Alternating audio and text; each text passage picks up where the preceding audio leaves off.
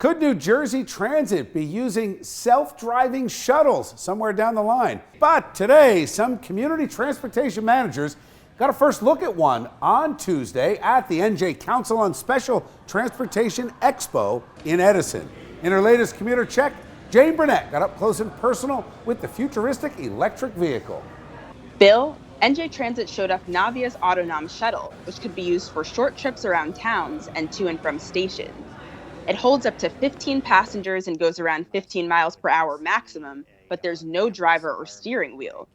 Jack Dean, Program Director for Research and Community Services at NJ Transit, explained what this could mean.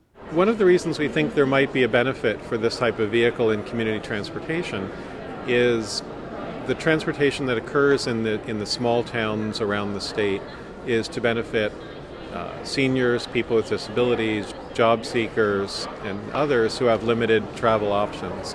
NJ Transit has asked for a $950,000 federal grant to test out 3 of the shuttles.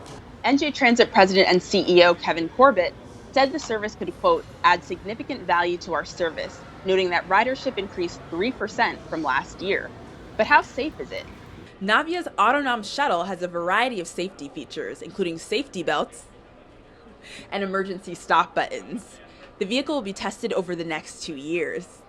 The inside also has an emergency call box, a security camera, and an iPad with a map so passengers can track their route.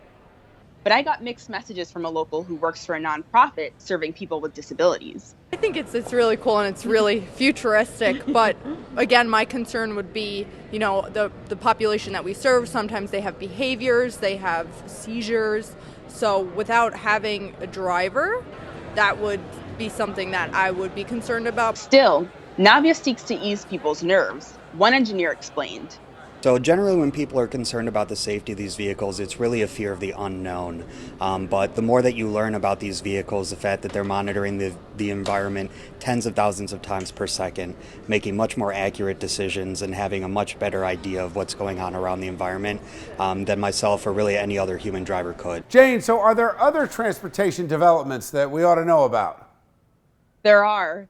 The MTA recently approved a $52 billion capital plan, but it still has to be reviewed by state legislature and other groups. This week, Governor Cuomo wrote a letter to the MTA chair and CEO Pat Foy requesting a forensic audit of the plan, saying, in part, there is much skepticism surrounding the MTA's ability to purchase, construct, repair, or administer efficiently. And there's news on the Amtrak Portal Bridge, which often causes train delays. The Coast Guard will now stop the bridge from opening during morning and evening rush hours. All right. Thank you, Jane. Appreciate it.